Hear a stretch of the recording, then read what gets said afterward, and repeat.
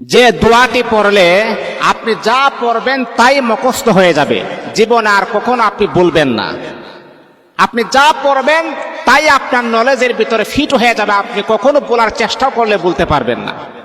ইমামে আজম রহমাতুল্লাহ আলাই বলেন, আমি যখন প্রায় সময় ম্যাক্সিমাম সময় যখন এই দোয়াটা যখন আমি পড়ি, আল্লাহ পাক রব্বুল আলামিন দোয়ার বদলতে আমাকে এমন ব্রেন, এমন শক্তি আর এমন ফখর আমার আল্লাহ দান করেছেন, আমি যা পড়ি একবার আমি বলতে পারি না।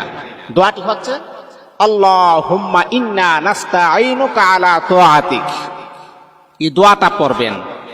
আপনার সন্তানের স্মরণ শক্তি খুবই দুর্বল, কম, তাহলে মা বোনদেরকে আমি দৃষ্টি আকর্ষণ করে বলি, বাবাদেরকে বলি, আপনার সন্তানকে দোয়াটা 7 বার পরে মাথার মাঝে আপনি ফু দেন, অথবা 1 গ্লাস পানির মাঝে ফু দিয়ে বলেন পানিটা খাবার জন্য। দেখবেন আল্লাহ পাক রব্বুল আলামিন আপনার সন্তানের মেধা